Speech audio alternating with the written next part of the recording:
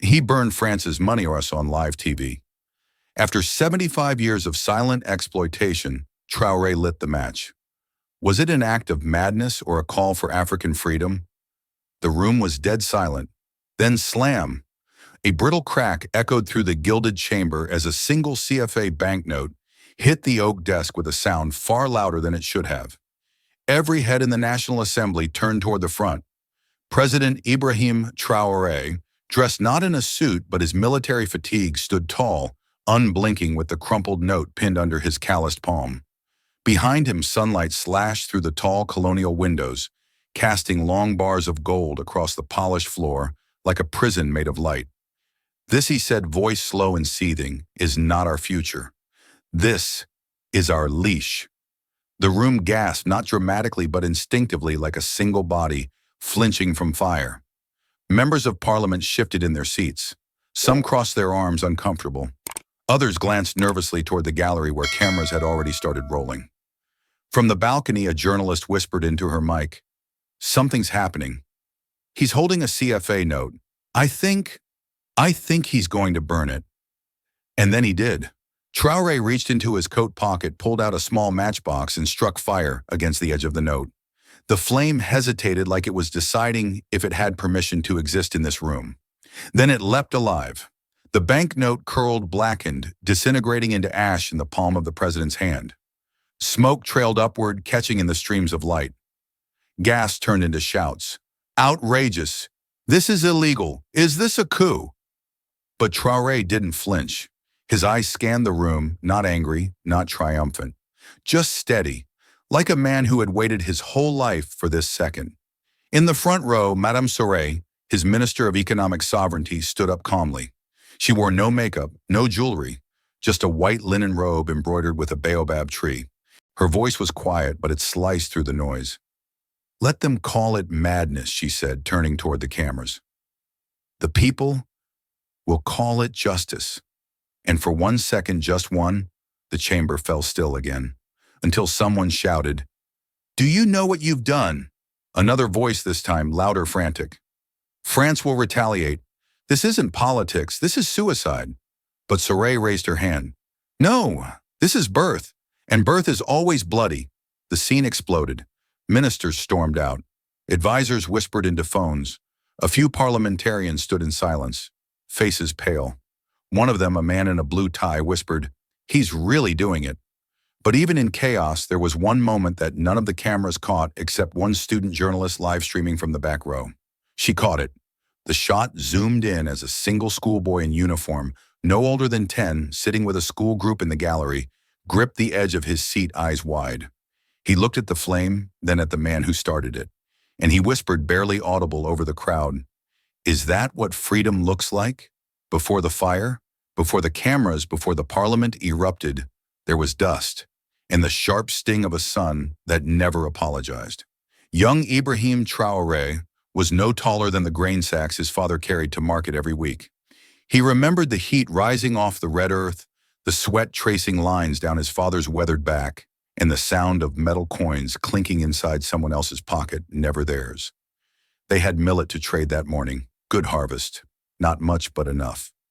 His father spread a hand-woven cloth and poured the grains into neat piles, while Ibrahim sat cross-legged watching a scrawny dog chase flies between stalls. A white-shirted merchant, one of the few with polished boots and a canvas bag filled with CFA coins, came to buy. 3 kilos, he said, flipping a few silver pieces onto the cloth. Ibrahim's father didn't touch them. His gaze-hardened lips pressed into a thin line. He shook his head. "Not this money," he said in a flat voice. "Keep your coins." The merchant laughed, confused. "It's CFA. It's legal, everywhere." But the older man stood towering now. "Exactly. It's everywhere, but it's never been ours." Ibrahim looked up, not understanding, but feeling something shift in the air. The market around them grew quieter, eyes turning. His father reached into his pocket and pulled out a cowrie shell, old and smooth like river stone. He placed it gently beside the millet. "We used to trade with this," he said to the merchant, but also to no one in particular. "It had value because we agreed it did, not because France said so." The merchant scoffed, backed away. No deal. Others avoided the stall that day. No one wanted trouble. By sunset, they packed up the unsold millet and walked the long road home, feet cracked and dry throats aching. That night, under a zinc roof that whined in the wind, Ibrahim finally asked, "Why didn't you take his money?" His father leaned back against the wall. For a long time, he said nothing, just listened to the distant howling of dogs and the hum of generators in the richer part of town. Then quietly, almost like a prayer, he said, "Because it's not our money. We print it for them, store it in their banks, pay for it with our gold. We farm the land, but they own the rain, and every coin we accept is a silent yes to their rule." The boy didn't sleep well that night. Not because he was hungry, he was used to that, but because for the first time he realized that sometimes poverty wasn't just lack of food, it was the absence of power and the illusion of choice. Years later, as the ashes of the CFA franc curled in his palm under Parliament lights, he would remember that day, that dust, that cowrie shell, and the way his father stood taller when he walked away with nothing except dignity. The room was small, windowless, and humid from too many bodies and not enough air. They called it a briefing room on paper, but in truth it was a war room, though no one spoke the word out loud. Inside, the heavy silence was broken only by the hum of an overhead fan and the occasional shuffle of boots. Maps, printouts, handwritten notes, and a cracked chalkboard lined the walls. The lights flickered every few minutes, as if the power grid itself was uneasy about the conversation taking place. President Ibrahim Traoré stood at the head of the table, palms flat, brow furrowed. Opposite him sat Madame Soret, composed, her eyes flicking from page to page in a leather-bound ledger. To her right was Colonel Cabore, arms crossed, jaw tight, scanning the room like a man always ready for gunfire. Outside, a soft drizzle began to fall, tapping faintly against the metal roof. It hadn't rained in weeks. "We can't just burn," the old Soret said at last. Her voice was low but sharp. "We must build something that replaces it, something rooted, something real." Traoré nodded. "I agree. Symbolism makes headlines. Systems change nations." He turned toward the chalkboard and wrote one word in block letters, "Sira." Cabore leaned forward, squinting. "What does it mean?" Strength Soret replied. "Indiula. Also root, like the root of a tree." Traoré underlined the word. "It will be our currency, backed by gold printed on our own soil, secured with technology that not even Paris can touch."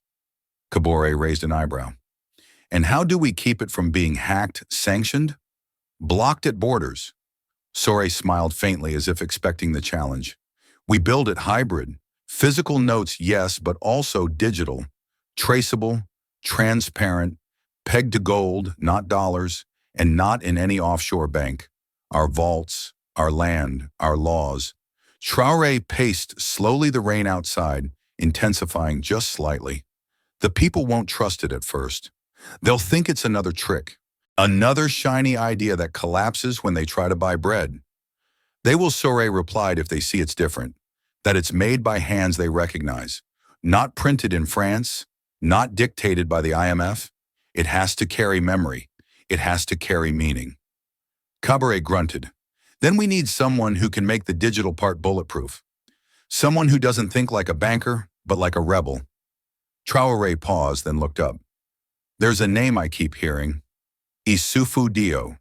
Tech prodigy. Quiet. Paranoid. Brilliant. He coded a secure voting system from his mother's kitchen during the last municipal election.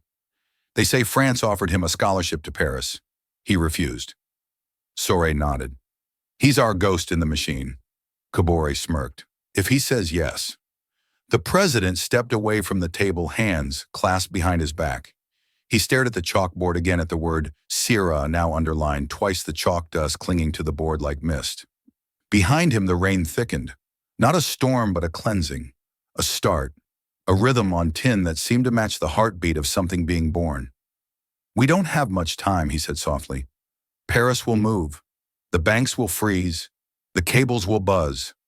But if we move first," Soret finished his thought, "then history will follow us, not chase us." Cabore tapped the table once.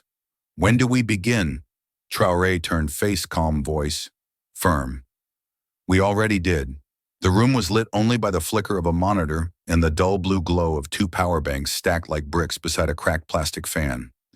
Isufu Dio sat hunched in a broken swivel chair, fingers dancing across the keyboard with a kind of frantic grace, half musician, half street magician.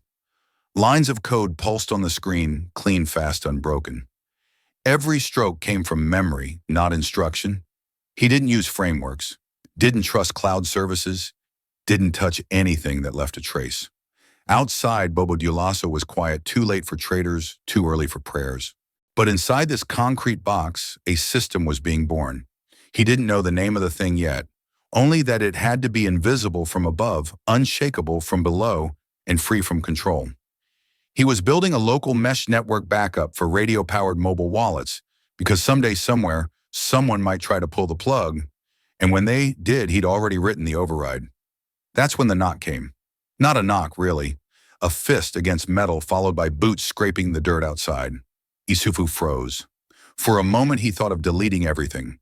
He hovered his fingers over the kill switch key, Alt plus Ctrl plus F13.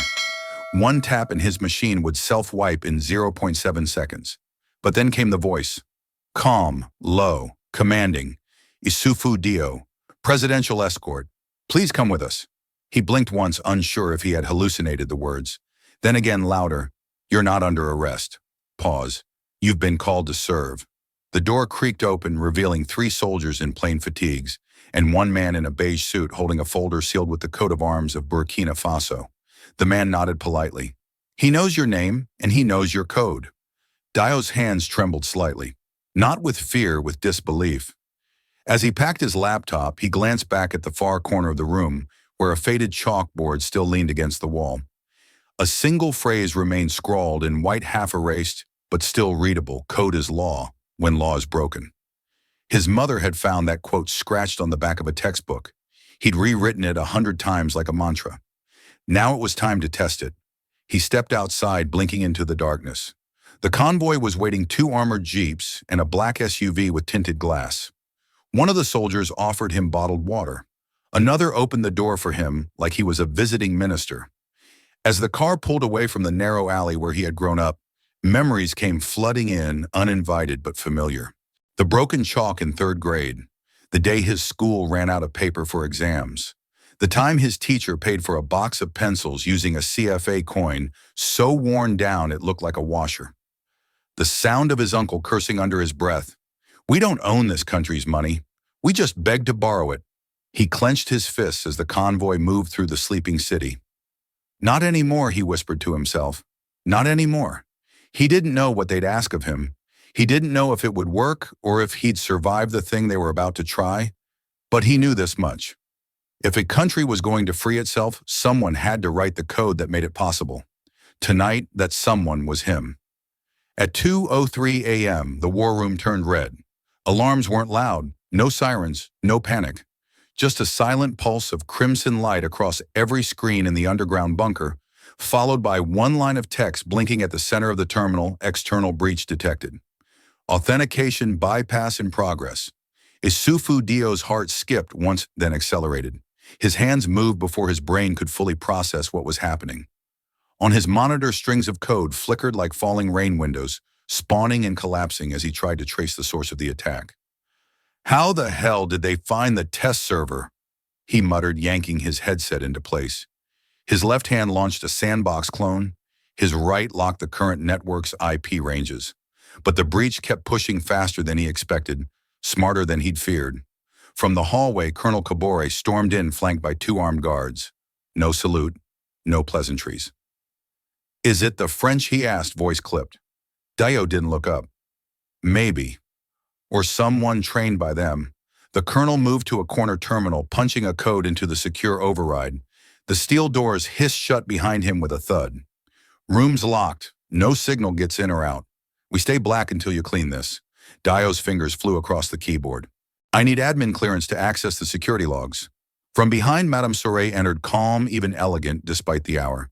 She said nothing, only walked to Dio's station and placed a small gold-embossed keycard beside his hand. You have full access, she said. Do whatever you need. Save it. The weight of those words hit harder than any title or order. Dio nodded, inserted the card. The system opened like a vault. His screen blinked into a spiderweb of logs, firewalls, IP trails, And then he saw it. An outbound signal. Not just data theft. A manipulation attempt. Someone was trying to rewrite the foundational protocols of Sierra itself. Rerouting authentication. Seeding false entries into the gold backing ledger. If left unchecked, it wouldn't just crash the beta, it would discredit the entire system before it launched. Whoever's doing this, Dio muttered, has clearance. From the inside, Kabore growled. A mole, Dio nodded slowly. And not just any mole. Someone with banking-level access. They knew our fallback logic. They knew how we mirror to local nodes. Soar's voice now colder. Who has that level of clearance? Dio's eyes scanned the recent access logs. One name surfaced again and again, tucked deep behind administrative relays. Moussa Bado, a senior consultant, French-educated, brought in under the Transitional Finance Committee. He was never part of Traoré's inner circle, but had been grandfathered in quietly during the old system's unraveling. Dio didn't wait. He's dirty. He's in the system right now. Kabore was already on his radio. Target confirmed. Room C4. Bring him alive.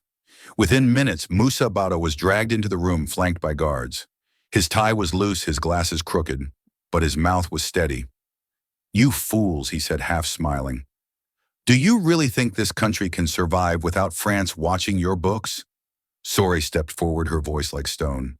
"We survived your numbers. Now we'll survive your betrayal." Bado scoffed. "You'll have inflation in 6 months. Riots in 12. Don't build dreams out of sand." Dio stood then slowly, calmly. He turned the monitor toward Bado, showing the terminal where the attack had been fully neutralized. "We don't build from sand," he said. "We build from code. And we just buried yours." Guards dragged Bado away, his resistance fading. As the door slammed shut, Dio exhaled for the first time in nearly an hour. Madame Traoré placed a hand on his shoulder. "You just saved a revolution, Issoufou." He didn't smile. He didn't celebrate.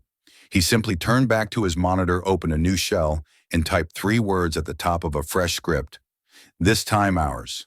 And outside, far above the buried bunker, the morning sun began to rise over Ouagadougou, quiet, golden, and newly unafraid.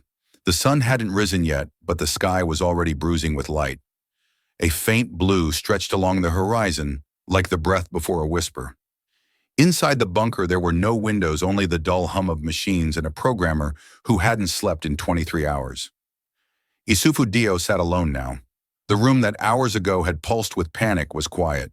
His hoodie clung damp against his back, and half-drunk coffee lined the desk in a series of slowly collapsing paper cups. He didn't notice. His eyes were locked on the screen. The final code had been tested. Firewalls reinforced. The breach sealed. The gold index aligned. The system was ready, not in theory, not in simulation, but ready in the world. Now came the moment no line of defense could fake. The first transaction. Dio's hands hovered over the keyboard like a pianist before a solo. He opened 2 test wallets, one labeled Public Seed Node, the other Citizen Alpha 01. The interface was barebones clean, efficient, written in black and gray with accents of burnt orange. At the top, Sierra V.91. He typed in the command manually, no GUI, no shortcuts, a blink, then a prompt.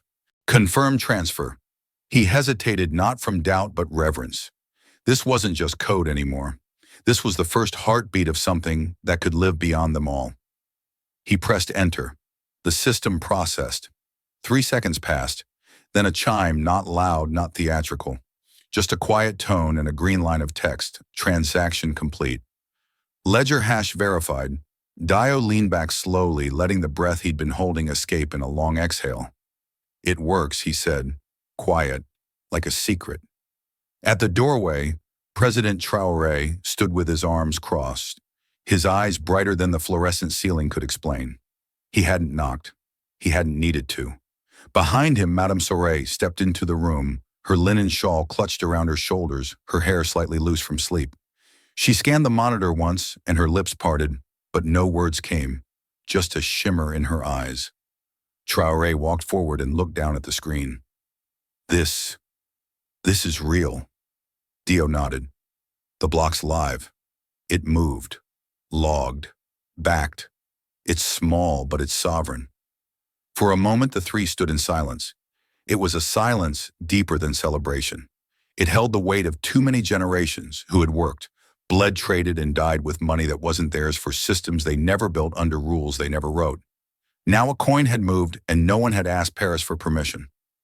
Traoré wiped at her cheek, more annoyed than embarrassed. "It's just dust," she muttered. Traoré smiled faintly. "It's history." Dio didn't say anything. He simply turned off the monitor, letting the screen go dark, the green confirmation message still glowing in his mind.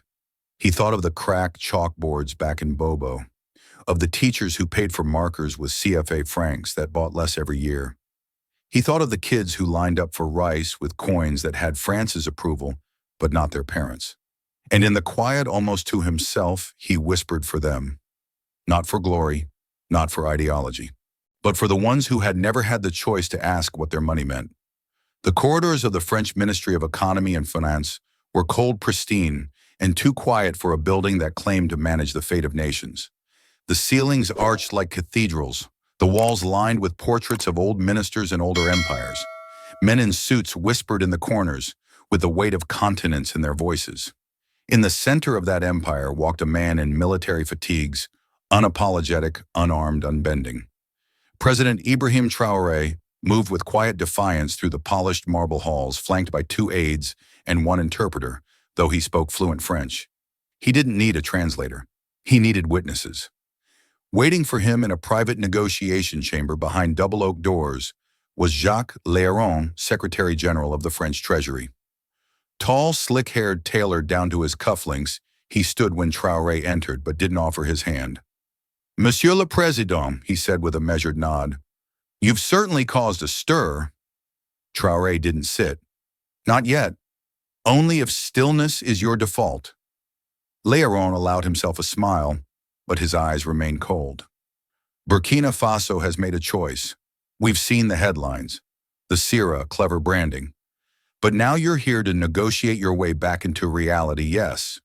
Only then did Traoré take his seat, slowly, deliberately. "I'm here because you still believe we need your permission." Léron laughed, short-clipped.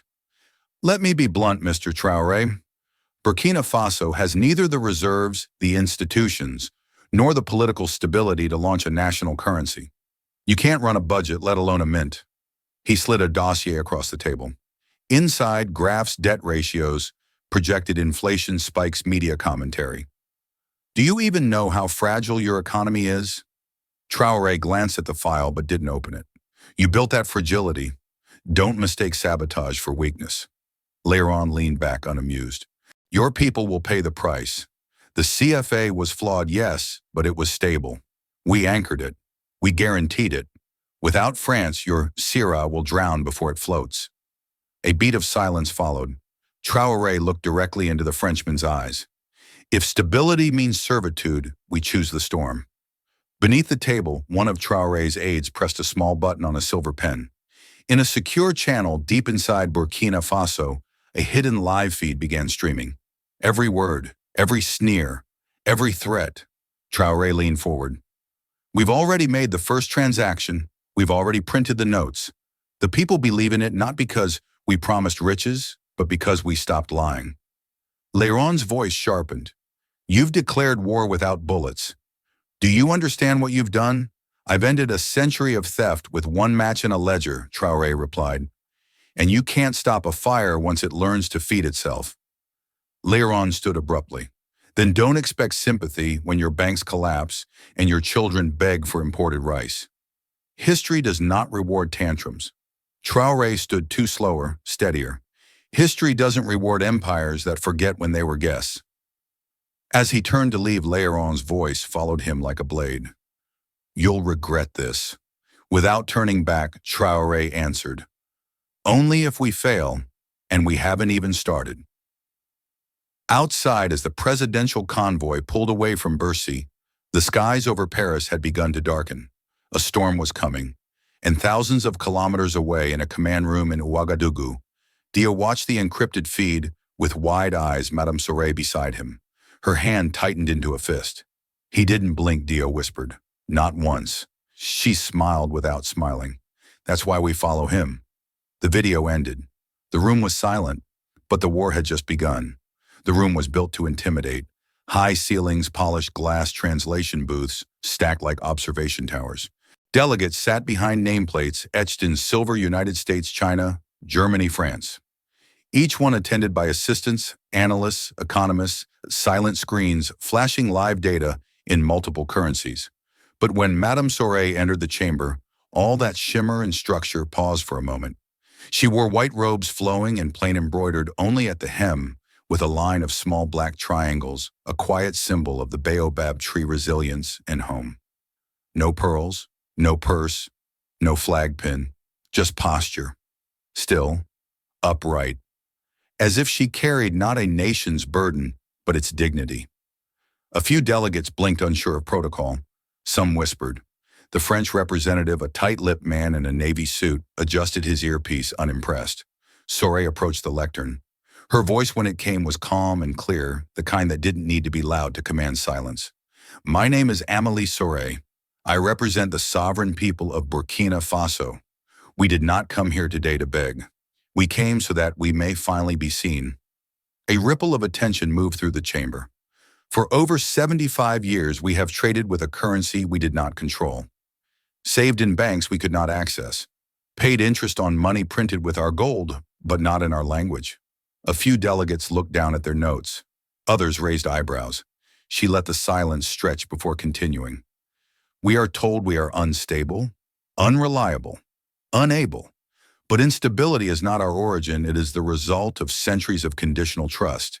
She tapped the console at the podium. The screens behind her lit up, revealing three massive visuals. A live chart of Burkina Faso's verified gold reserves. A public-facing blockchain ledger time-stamped and auditable. A time-lapse graph showing inflation divergence between the CFA and Sierra beta testing zones. The data didn't shout. It simply stood there, undeniable, transparent, clean. We do not come asking for pity. We come offering proof, a currency backed by substance, a system open to scrutiny, an invitation to walk beside us, not in front of us. From the back, someone clapped, a delegate from Ghana, then another from Chile, and soon the applause grew cautious but genuine. The French delegate didn't clap. He leaned to whisper something to the German rep, who gave no reply. When the applause subsided, Soray's closing words rang clear. Sierra is not perfect. It is new. It will be tested. So will we. But sovereignty is not about perfection. It is about permission. And we have waited long enough to stop asking for yours. She stepped back from the podium. There was no standing ovation. This was not a rally. But even in that restrained diplomatic air, something had shifted. Something unmistakable. Burkina Faso was no longer an empty seat or a footnote. It had a voice, a presence, a challenge. Outside cameras waited. Reporters swarmed. But Soray walked past them, expression steady, her white robes, rippling like a flag without wind. Back at her hotel, Traoré called. You cracked the wall, he said. She replied, now, let's walk through it. And somewhere in the data servers beneath an IMF's own infrastructure, analysts quietly bookmarked a new entry: Sierra, confirmed blockchain compliant, reserve-backed, active pilot system, political risk high, technical integrity stable. And in rooms where decisions were made about other nations, Burkina Faso was finally in the room, not as a liability, but as a precedent. The video leaked at dawn. No headline, no anchor, no media campaign, just a 27-second clip posted by a student group on a dusty community forum, then re-uploaded, reposted, shared, until it swept across the continent like dry grass catching fire. In the grainy footage, Jacques Léron leaned across the polished table of the Ministry of Finance, face sharp with disdain. The audio wasn't perfect, but the words came through like shrapnel. You can't run a budget, let alone a currency. Your people will beg for rice. History does not reward tantrums. He smirked in the final frame. Then the video cut to black. Within hours, hashtags exploded across social media. Sierra rising, not your currency, colonial chains. By noon, the streets of Dakar were filled with students chanting under hand-painted signs, we are not children. CFA, Tirsauke Collar for Africa. In Abidjan, a banker quit live on air. In Bamako, teachers marched with empty wallets taped over their mouths. Even in cities that once supported CFA stability, something cracked. It wasn't just economic, it was personal. For years, the CFA had been tolerated, resented, but rationalized. Now it was radioactive. In Ouagadougou, the effect was instant and electric. Taxi radios looped the recording on repeat. Young men spray-painted over bank walls with messages like, "France prince, we pay, chains come shiny too." But the most powerful moment happened far from the protests in a quiet alley in Sector 15, where a father and son sat cross-legged in front of a small transistor radio. The boy was no older than 7. His knees were dusty, his school uniform shirt too big for his frame. He listened to the broadcast with a frown, then turned to his father. "Papa," he asked, "why do we use their money if they hate us?" The father didn't answer. He just stared at the radio, jaw clenched. Then the boy said something even smaller, a sentence too big for someone so small. "We can print our own, can't we?" His father blinked once, then again, and then he cried. Not with sobs or sound, but the kind of tears that come when something long buried finally breathes. It wasn't about economics. It wasn't about interest rates or policy. It was about hearing his child imagine freedom without being told it was impossible. Across town in the war room, Traoré, Soré, and Dio watched the footage play on loop. They didn't cheer. They didn't celebrate. They understood what had been unleashed. "We didn't leak," that Dio said quietly. "No," Soré replied. "The people did." Traoré folded his arms, gazed steady on the boy's voice, crackling through the screen. "Then the people," he said, "have joined the revolution." Outside the skies of Ouagadougou, darkened not with rain but with movement. Flags waved, drums beat, the streets filled, and from Senegal to Chad, from Niger to Guinea, something once unspoken was now roared aloud. "We can print our own money," and no one could unhear it. The smell came first: warm ink, cotton fiber, hot metal. Inside the newly completed Sierra Mint facility on the outskirts of Ouagadougou, rows of offset printers thundered in sync, rolling sheets of pale yellow paper under rotating cylinders. Engineers in beige jumpsuits hovered over gauges, and Trey's eyes locked on precision. Each note, when lifted, shimmered faintly under fluorescent lights. Embedded threads caught the glow, woven like veins of light. In the center of every bill stood a single baobab tree, its roots sprawling across the watermark, its branches reaching into the upper margin like a silent promise: we endure. The first print run was modest 1,000 bills in 10 Sierra denominations, each one coded with a unique cryptographic serial that linked directly to the public blockchain ledger Dio had hardened over months. Behind a glass pane, President Traoré watched silently, flanked by Madame Soré and Issoufou Dio. No speeches, no ceremony, just the rhythmic clatter of machines and the rising scent of sovereignty. "We're not just printing currency," Soré whispered. "We're printing memory." Hours later, the first batch, clean trimmed and heat-sealed, was driven in a plain armored van into the heart of the capital. No press releases, no military escort. Just a handful of trusted vendors, quietly briefed, handed the first bundles to be tested in real circulation. Among them was Yakuba, a tea seller at the corner of Rue 12 and Marché Central. He had run his stand for over 20 years, never once taking anything other than CFA coins until today. A crowd gathered around him in the soft afternoon light. People stared at the notes like they were myth-made flesh. A boy no older than 9 stepped forward, hand outstretched. He wore a torn blue backpack and held out a single 10 Sierra bill, smooth and flat. "Can I buy one glass?" he asked. Yakuba hesitated. His eyes scanned the note, saw the watermark, the baobab, the shimmered stripe. Then he looked at the boy. Behind them, phones were already recording. With a quiet nod, he poured the tea, strong, sweet, boiling hot, and handed it to the boy. The first he said almost to himself, "Made by our people." The crowd erupted, not in cheers but in applause. Honest, open palms clapping across the square. Phones shot upward. The boy grinned, held the glass with both hands. By sunset, the video had gone viral across Africa. A schoolboy pays with a Sierra note. The vendor smiles. The caption reads, "We can buy with what we made." In villages, it played on battery-powered radios. In offices, on muted computer screens. In homes, passed from hand to hand like a blessing. It wasn't just the note that mattered, it was what it represented. No signature from the French Treasury, no IMF watermark, no silent debt baked into its ink, just a tree, a code, a name, Burkina Faso.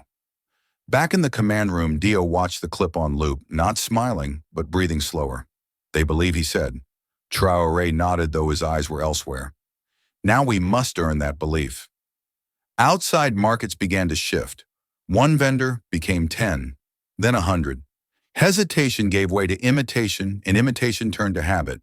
And in the city schools where chalk still scratched too faintly on old blackboards, children began playing a new game during recess.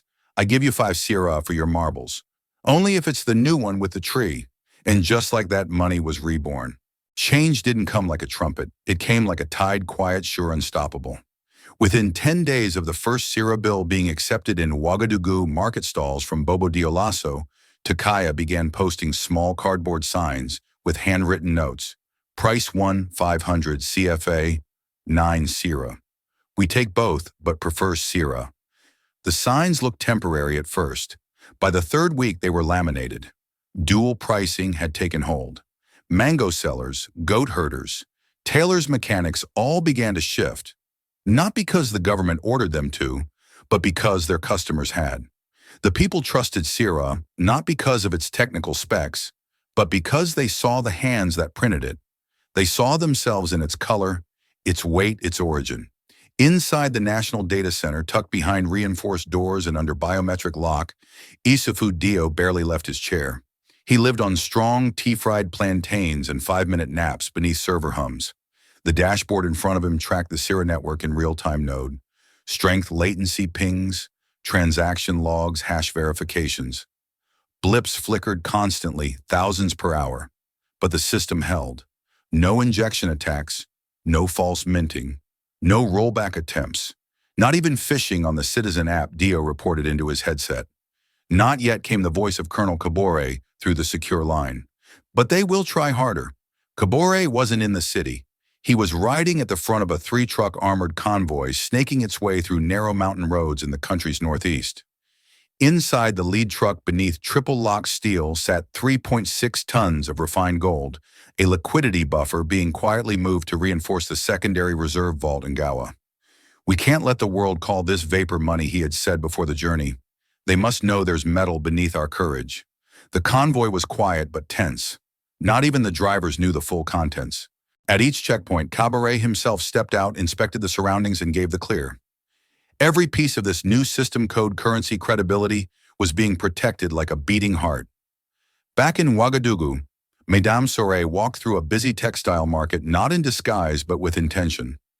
Vendors greeted her by name, offered her fruit, waved freshly printed sira notes in the air. One boy, no more than 10, ran up and offered her a small wooden carved baobab tree. It's 3 sira, he said proudly. She took the carving. Paid him 4. Keep the change, she smiled. No, madame, he said. Give it to someone else. So they trusted too. By week 4, the shift was undeniable. 65% of informal sector vendors now accepted sira. State employee salaries were split 50% CFA, 50% sira. Teachers requested their full pay in sira. The World Gold Index adjusted Burkina Faso's listing, recognizing verified transactions against physical reserves. Analysts on global news outlets, once dismissive, now used phrases like unprecedented rate of adoption, regional impact under review blockchain as trust-building infrastructure, and in backrooms from Paris to Geneva, finance ministers stopped laughing. But the adoption wave wasn't just numbers. It was rhythmic drum beats in nighttime villages where elders held the bills to candlelight. It was market women comparing CFA prices to sira and whispering, "This one feels heavier." It was fathers showing their sons how to read the baobab watermark and saying, "This came from here." It was at last motion made real. Dio sat back in his chair at 2:14 a.m. The system was stable. Transactions soared. Network load was heavy but healthy. He tapped a new update into the node ledger and whispered to himself, "It's alive." And somewhere on a dusty roadside in the Sahel, a woman handed a sira note to a traveler for water. She didn't ask if he trusted it. She assumed he did. Because now everyone was moving with it. They came by the thousands, farmers, teachers, shopkeepers, children in uniforms still dusty from school. Under a cloudless sky in the heart of Ouagadougou, a field once used for military parades had been transformed into a sea of flickering lanterns and quiet expectancy. At the center stood a ring of iron barrels, each packed with dry wood and stacked paper. Not just any paper CFA francs, old and new, worn and crisp notes that had passed through 100,000 hands over 70 years. This was the night of the fire. There was no riot, no chaos, only ritual. Whole families came together carrying bundles wrapped in cloth, some tied with twine, others carefully folded in tin boxes like sacred offerings. And for many they were the last CFA notes they would ever hold. On the stage, a small choir of children from 5 different provinces lined up in white, their hands behind their backs, eyes straight ahead. When the conductor raised her hand, they began to sing Terre de nos ancêtres. The national anthem rose soft then strong, cutting through the air like a new wind. Their voices didn't tremble. Even the youngest held their note. And as they sang across the field, fires began to bloom. One by one, barrels were lit. The CFA notes caught quickly flames, leaping orange and red, curling around colonial symbols and foreign signatures, turning faces and serial numbers to heat and ash. People didn't cheer. They stood still, watching the fire consume what had once been unchallengeable. Madame Traoré stood among them, lips pressed, hands clasped. Her eyes shimmered not with tears but reflection.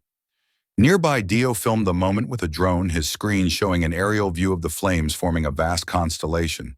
"It looks like a map," he whispered. "No," said Traoré. "It looks like we lit the stars ourselves." Later that night, as the last embers dimmed, the ashes were carefully collected into clay urns. These weren't swept away as waste. They were loaded onto carts and trucks bound for millet fields across the country. Ashes of the past to feed the future. In the final moment of the ceremony, President Ibrahim Traoré stepped onto the central platform. He carried nothing but a small cowrie shell, aged and sun-bleached. He held it up high for all to see. Before paper, there was this, he said, his voice calm but resonant. "We traded with it. We honored it. Until it too was taken and repackaged as power." He closed his fist around it. "Tonight we end the cycle. No more borrowed coins. No more invisible masters. No more chains." The crowd was silent, not from fear but from gravity. They understood what they had done. This wasn't about destroying money. It was about burying permission. About saying once and for all, "We decide now." As dawn broke, light shimmered across the soot-marked barrels and quiet field. Families returned home, fingers still dark with ash, but no one washed them off. Some even kept the stain, a memory, a mark. And far from the cities in the soil where the ashes were scattered, seeds began to sleep beneath the surface, waiting to grow into something free. The announcement came without warning. At 3:42 a.m., France issued a directive through the Banque de France. All overseas reserves held under the CFA umbrella belonging to Burkina Faso were to be frozen indefinitely. Over $3.4 billion in gold, euros, and trade guarantees untouchable. By sunrise, the effects began to ripple. Fuel prices doubled overnight. Gas stations saw mile-long queues. Buses stopped mid-route. Women walked miles for kerosene. In the north, shipments of fertilizer were delayed and market shelves began to thin. The headlines called it fiscal containment. But in the streets of Ouagadougou, people gave it another name: economic revenge. Anger built quickly. What had begun as hopeful fire turned to tension and fatigue. Mothers blamed the new currency for empty stoves. Fathers grew quiet, their pride bruised by rising prices they couldn't control. Some store owners refused Sierra, outright afraid it would become worthless if the crisis continued. And then the protests returned. But this time they weren't celebratory. Crowds gathered in Place de la Révolution with pots and pans banging metal into the air. "Gold is not food," they shouted. "Print cannot cook." In the heart of government, tensions flared.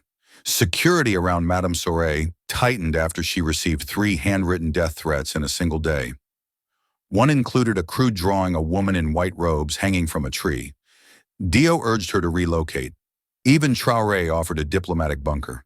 But she refused. "If I vanish when they're hungry," she said, "they'll believe we were only symbols. We're not."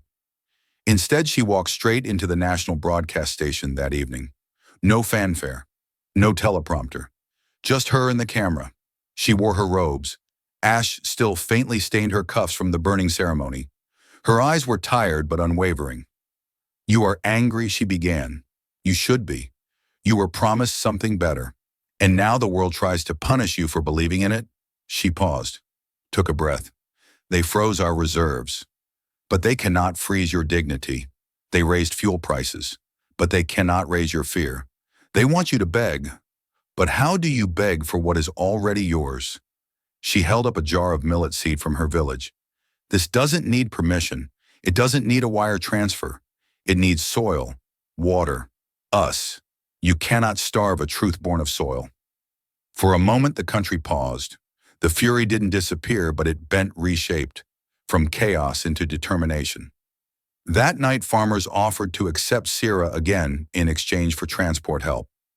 Mechanics began sharing fuel. Young programmers in Bobo hacked together a barter app to match goods for those with no cash at all. Outside her office, someone spray-painted on a wall. They froze the money, not the people. And in a way no one expected, Burkina Faso did not collapse. It adapted. The numbers didn't lie, but they didn't scream either. In the cold blue light of Dio's screen, a single dashboard told a quiet miracle: $6.2 million in diaspora bond purchases in just 48 hours. Most payments came in small chunks: $27 from a Burkina nurse in Lyon, $150 from a taxi driver in New York, $80 from a university student in Accra. No campaign, no marketing, just one line in an email. "We are building it with our hands. If you are far, build it with your heart." The bond initiative was Traoré's idea. Simple, honest, anyone outside the country could buy a Sira-backed bond, earning long-term returns while stabilizing domestic liquidity. The system used a dual verification blockchain entry and proof of residency check coded by Dio himself in less than a week, and people responded.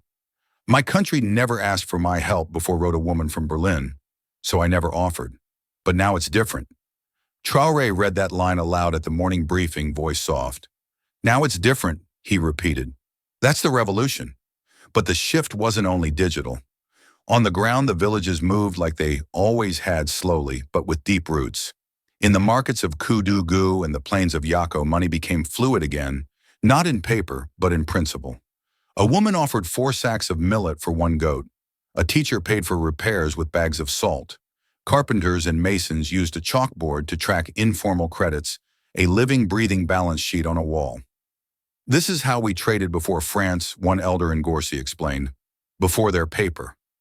We knew who owed what, no interest, just memory." When asked what system it was, he laughed. It was called knowing your neighbors. Meanwhile, city artists, some trained, some self-taught, began painting murals of the Sira note on street walls. Not advertisements, art. One image showed a baobab tree growing through a broken CFA coin, its roots wrapping around the ruins and sprouting golden leaves.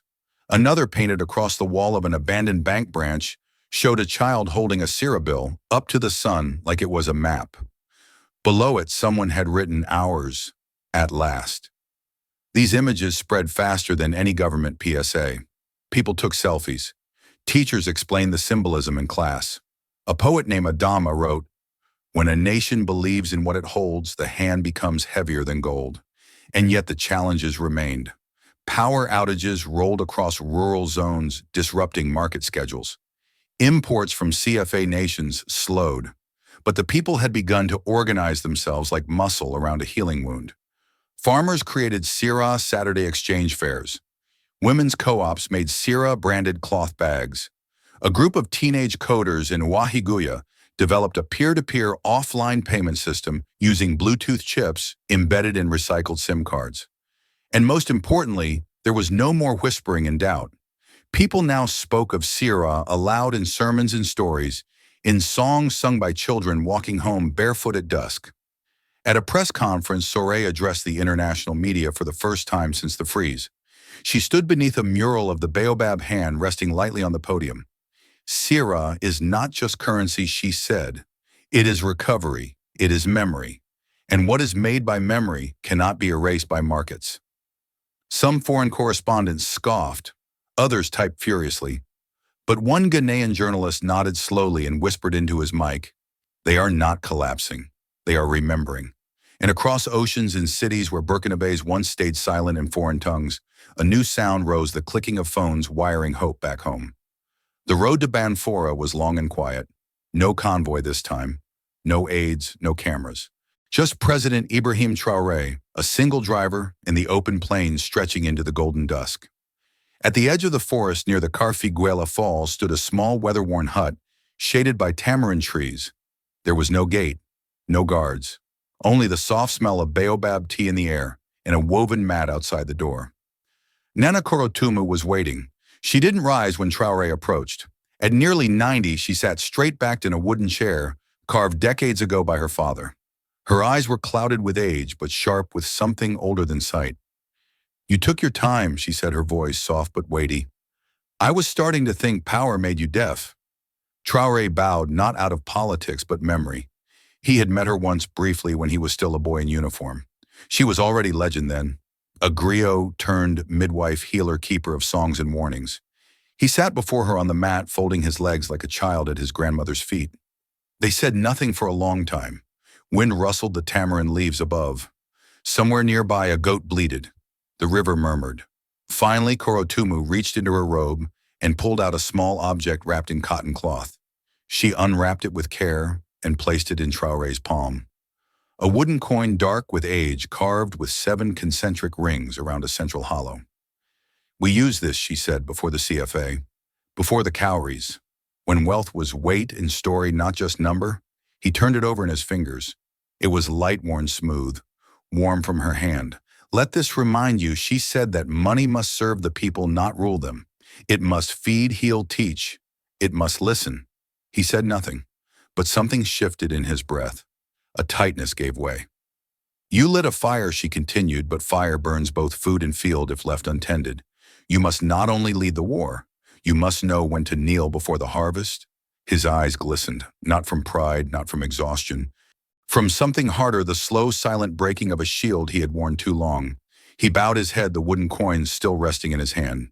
And for the first time since Sira was born, Ibrahim Traoré wept. Not loudly, not for show, but the kind of tears that come not from pain, but from understanding. That night he didn't sleep in the palace. He stayed in Banfora on a simple cot with a straw pillow.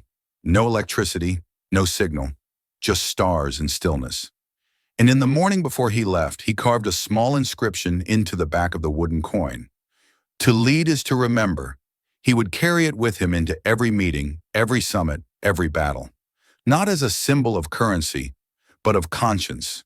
The Niger River shimmered like molten glass in the late afternoon sun, curling along the banks of Gao, where 3 nations now stood on the edge of something no map had yet drawn. No stadium, no palace, just a wide stretch of sand, 3 folding tables, and a stretch of canvas held down with stones fluttering in the breeze. It bore no crest, not yet. Traoré stood in a white tunic, stitched with the baobab tree. Beside him, President Assimi Goïta of Mali, tall and solemn in desert fatigues, and General Abdourahmane Chiani of Niger, eyes narrowed with calm resolve. Behind them, flags of their former colonial ties had been lowered. This was not a summit of handshakes. It was a summit of reckonings. Journalists were banned. Only local griots, scribes, and young videographers from the region's universities were allowed to record. Traoré had insisted, if history is to be told, let it be told by the children of the soil. They began with silence, not for protocol, but to listen. Wind curled through dry reeds. Fishermen drifted in wooden boats. Somewhere a baby cried softly, and then Goïta stepped forward. "Borders carved by empire cannot contain our dignity," he said. "What they called fragile states were only fractured spirits. Today we mend." Chiani nodded, speaking low and firm. "We do not ask permission to be sovereign. We declare it." Then Traoré stepped onto a small stone platform. In his hands he held a folded cloth, not a national flag, not yet a banner of governance. It was hand-stitched by a grandmother in Bobo Dioulasso and smuggled across 3 countries by volunteers. He unfolded it. A baobab tree stood at its center, its roots spreading outward into the outlines of Mali, Niger, and Burkina Faso. Its branches formed a circle. Beneath it, a single word, Sira, a new flag, a new union. This is not a block, Traoré said. It is not a rebellion. It is a homecoming, a reunion of truth long scattered. Then on cue, a dozen children, 6 boys and 6 girls from each nation, walked barefoot from the river's edge, each holding a small clay lantern. They moved in silence, placing their lanterns in a crescent around the platform. When the last flame was lit, the riverbank glowed with a soft golden halo. "Let this light remind us," Traoré whispered from the crowd, "that currency born from courage does not flicker in fear." Suddenly, drums sounded in the distance, slow at first, then gathering rhythm. The ancient Mande rhythm of unity, rarely heard outside of sacred ritual, now rose into the sky. And in the soft hush that followed, Traoré knelt down and planted the flag into the sand, not to mark land, but to mark the beginning of a shared breath. Then the 3 leaders each pressed their right hand against the wood of the flagpole. A sovereignty union Goita declared. Backed not by empire, Chiani followed, but by people. And guarded by memory, Traoré finished. That evening, news of the Gao summit spread without press agencies. Live streams shot from dusty smartphones, shared through peer-to-peer networks, rippled across West Africa and the diaspora. In Paris, panic. In Washington, confusion. In Nairobi, hope. And in the small homes of school teachers, farmers, and shopkeepers from Ouagadougou to Timbuktu, a new phrase was spoken aloud for the first time. We belong to ourselves now. CFA was no longer a national experiment. It was a movement, a currency, a covenant, a constellation of courage lit by children, planted by ancestors, carried by those who dared believe money could remember where it came from. It began quietly, like all real change, does not with a decree, but with a bus ticket. In the early morning rush of Ouagadougou, a line of passengers boarded the Route 7 minibus. One by one, they paid in CFA notes, creased folded real. No one flinched, no one hesitated. The fare collector, a teenager in a red hoodie, sorted the bills into a small wooden box with practiced ease. "No CFA today," one old woman asked. "Only CFA," he grinned. "Driver says he's done with ghosts." By midday, 5 public bus lines were operating entirely on CFA. By week's end, it was 12, then 23, and the system held. In rural clinics across Yatenga, patients paid for medicine in digital CFA, using chipped ID cards and solar-charged kiosks. Hospitals logged every transaction in Dio's encrypted ledger. The blockchain pulsed with life humming beneath the weight of trust. "It's cleaner than paper," said one nurse, "and no one can skim it." At the border town of Kanchari, traders once wary of the currency now exchanged CFA for CFA before crossing. Even customs officers wore pins with the baobab tree and carried laminated conversion charts. If you want Burkina's grain, a merchant told a Malian buyer, "You pay in our roots." Meanwhile, Dio watched it all unfold from his terminal deep beneath the capital. The digital load tripled. Attacks increased, floods of spam from foreign proxies, synthetic wallet clones, time disruption scripts. But his defenses held. "They're trying to poison the well," he muttered. "But we built a spring." Each intrusion was documented, traced, countered. The system adapted, self-corrected, reinforced. "If code is memory," Dio whispered one night, "then this is ancestral memory recompiled." And in the schools, something even more profound began to bloom. At the primary school of Sancreville, chalk dust rose as Madame Sanu taught a new subject, CFA financial literacy. Students aged 10 to 14 learned to read QR codes, understand ledger basics, balance fictional market books, and calculate change in both coin and app form. But beyond math, they were taught meaning. "What does CFA mean?" she asked. A hand shot up. "It means what we grow belongs to us." Another. "It means I don't have to ask Paris if I can eat." They practiced bartering scenarios, simulated harvest exchanges, and at week's end received printed micro CFA notes to trade snacks at the school store. Economy is not money, the curriculum read. It is how we care for each other at scale. Murals spread to school walls, children drawing themselves holding CFA bills, planting baobabs, coding blockchains. Across the country, these changes didn't feel like revolution anymore. They felt like routine. And in that routine, trust settled in. Shopkeepers no longer taped up CFA rates. Wedding dowries were written in CFA. Imams gave sermons on honest trade, quoting scripture beside ledgers. A blind elder in Zorgo said, The last time I trusted paper, it was someone else's face on it. This one smells like millet and morning. Back in his office, Traoré placed the carved wooden coin from Nana Korotumu on his desk. Around it, real coins. Sira minted used a little dirty, a little worn. They've begun to live with it, he said to Soré. No, she replied. They've begun to live through it. The first letter came from Guinea. It was hand-delivered, sealed with wax, and written in formal Manding script.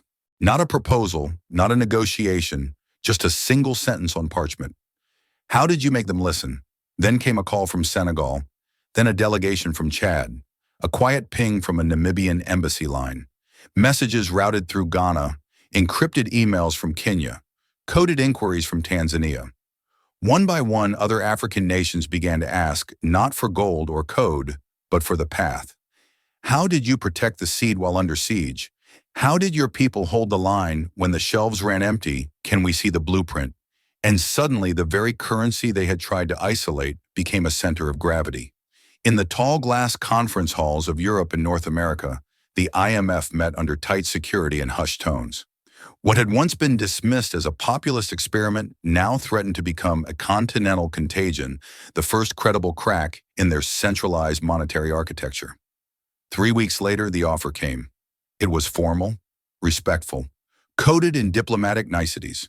The IMF recognizes the potential of the CIRA initiative and is prepared to explore a special advisory and liquidity support role in alignment with global frameworks.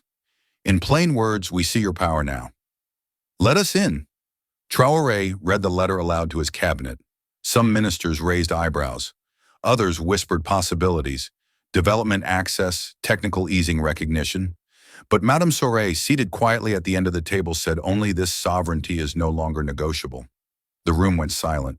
She walked to the window and looked out at the crowded street below, where children were selling roasted peanuts in Sira coin denominations, and a mural of the baobab had been repainted to include tiny flags from 3 more nations. We don't need permission to be possible, she said. We never did. That night, the Sovereignty Union held its first multi-nation broadcast filmed beneath the great baobab mural in Gao. Each leader spoke not of triumph, but of terms.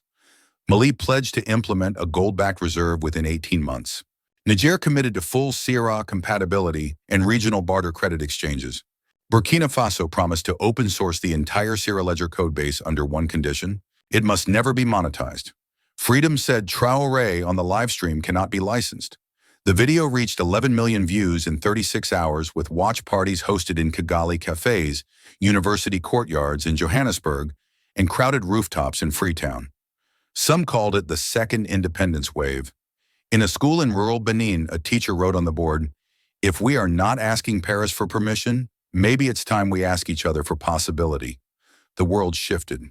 Not overnight, not all at once, but in the willingness of once colonized nations to imagine futures that didn't require supervisors, something irreversible had occurred. Dio released the final build of the CIRA Citizen wallet under a Creative Commons license. The code had a name in the margin, Baobab Kernel V1.0, and in one final gesture of poetry, the currency note was redesigned. The new 100 CIRA bill featured a child planting a tree. No names, no borders, just open sky behind them. Traoré held the note in his hands one morning, flipping it between his fingers. He looked at Soré. "It's no longer rebellion," she smiled. "It's blueprint." And in that quiet exchange, free of slogan, free of shouting, the story of CIRA became something even more powerful than resistance. It became a guide, a breath passed from one generation to the next. A currency not of gold, not of trust, but of dignity, coded into the bloodstream of a people who refused to forget where they came from. Nana Korotumu passed away in her sleep just before dawn as the harmattan wind curled softly through the straw roof of her hut. No announcement was made, but the whole country knew, as if the baobab trees themselves had whispered the news down every road and river. By midday, the small village of Banfora was overwhelmed, not by traffic nor noise, but by presence. Women from Wahiguya arrived barefoot and white. Soldiers in silent columns came not to guard, but to stand witness. Children carried clay lanterns they had made in her image, hands, open eyes skyward. From every region they came elders, griots, ministers, farmers, weavers. Even those who had once doubted her teachings came now with heads bowed and hands full. At the center of the gathering, beneath a canopy of tamarind leaves, rested a simple wooden coffin carved by apprentices from the School of Ancestral Arts. It was not adorned with flags nor medals, but with the symbols she had held sacred. A row of cowrie shells bleached white and smoothed by time, a ring of millet stalks bundled with hand-woven cloth, and at the heart 12 Sira coins polished to a soft shine, one from each province. Madame Traoré, though frail from age, stood beside the casket, head uncovered. She whispered the blessing herself, no microphone, no amplification, just words into wind. Traoré arrived last, having walked the final 2 kilometers barefoot. When he stood at the coffin, he reached into his pocket and removed the wooden coin Nana had once given him. Without a word, he placed it gently beside her hands. "We remember who we are," he said, voice trembling. And then he wept, not with the grief of loss, but with the weight of inheritance. In silence, the people passed by the casket. Some placed seeds, others coins. A few left notes, poems, small carvings of baobab leaves. They buried her beneath the tree she had planted as a girl. And as the sun dipped below the millet fields, lanterns lit one by one in the shape of a spiral, visible even from the stars. A few months later, in the Green Valley, just outside Dori, a new kind of school opened its gates. There were no blackboards, no long lectures, only open-air pavilions, game boards etched into stone, digital Sira tokens, and models of villages where children made decisions as farmers, builders, merchants, and coders. Each action, fair trade, hoarding, sharing, was reflected in communal trust scores on the board. This was the Sira School of Economic Literacy. On the school's 5th day, Madame Traoré arrived unannounced, dressed in simple indigo and sandals, her white braids tied back. Teachers bowed, but she waved them off. She wanted only to observe. She watched a group of 10-year-olds negotiating how to store millet, whether to spend on new shoes or save for a community bridge. If we tax too much, one boy argued, people will hide their grain. But if we don't, a girl replied, we can't build the school roof. They were debating with nuance, with humor, with agency. Later, Traoré sat on a log bench, and a girl in a yellow head wrap sat beside her. "Are you the woman who yelled at the IMF?" the girl asked. "Yes," Traoré smiled. "They said Sira is forever." "Is it?" Traoré looked out at the fields beyond the school where the next class was arriving, dragging chalk, millet, and old laptops and carts. "Only if we are," she said gently. The bell rang and the girl ran off. Traoré stayed a moment longer, then stood slowly, her knees creaking like old wood. She turned back one last time and smiled. In Ouagadougou, the mural still stood, faded now, chipped from years of dust and rain, but the baobab tree remained firm and sprawling, painted across the side of what was once a colonial bank. President Traoré visited alone, wearing a simple cotton tunic, no guards in sight. He reached out and touched the roots of the mural, his fingers brushing flakes of paint, then the trunk, then the branches. He closed his eyes. "Value begins at home," he whispered. In his other hand, hidden from view, he clutched the small cowrie shell he'd carried since boyhood, dry, smooth, light as breath. A breeze passed, lifting the edges of his tunic, then circling. The cowrie rolled slightly in his palm as if answering. Behind him, the streets bustled. Vendors called out in Sira. Children played a barter game by the curb. A bus rumbled by with a painted sign, no chains, only roots. And somewhere far beyond the city, in the golden fields of millet, children ran beneath the rising sun. Their pockets jingled with coins they understood. Their game spoke of choice. Their eyes held no permission, only promise. The cowrie in Traoré's hand pulsed with the memory of what had been and what could be. He let it go gently into the dust and turned toward the sound of laughter. At its heart, Sira is not just a tale of rebellion or financial reform. It's a profound meditation on dignity, memory, and self-determination. The story reminds us that true sovereignty doesn't begin in bank vaults or summit rooms. It begins in the quiet, unwavering belief that people deserve to define their own worth economically, culturally, and spiritually. The journey of Traoré Soredio and the people of Burkina Faso is less about overthrowing a system and more about remembering what was never truly lost, their right to build trade and hope on their own terms. There's something incredibly human about watching a nation reconnect with itself. Whether it's children using Sierra coins to learn about trust elders, bartering with millet and memory, or a carved wooden coin passed between generations, every gesture in this story carries a quiet resistance to erasure. And yet the story doesn't preach. It doesn't offer a perfect world. It offers courage and questions. Could value ever be more than just numbers on paper? Can money carry meaning, heritage, even healing? In an age where global economies feel increasingly detached from the lives of everyday people, Sierra gives us a blueprint for something different, not just decentralized, but repersonalized, not just digital, but deeply ancestral. It dares us to imagine what society might look like if we saw currency not as a tool of power, but as a vessel of care. And maybe that's the most radical thing of all. So here's a question for you. What would it mean for your community if money wasn't just about wealth, but about belonging? Let's talk. If this story touched you, don't let it stop here. Like, share, and subscribe to Captain of Truth, where every voice matters and every story echoes far beyond the screen. This story is a fictionalized and dramatized narrative created for educational, inspirational, and storytelling purposes. While it may be inspired by real public events, people, or societal issues, it includes imagined dialogue, reconstructed scenes, and character interpretations meant to highlight broader themes of justice, dignity, and resilience. Any resemblance to actual events or individuals beyond public knowledge is purely coincidental. We do not intend to defame, mislead, or harm, but to invite reflection and meaningful conversation. Thank you for watching Captain of Truth.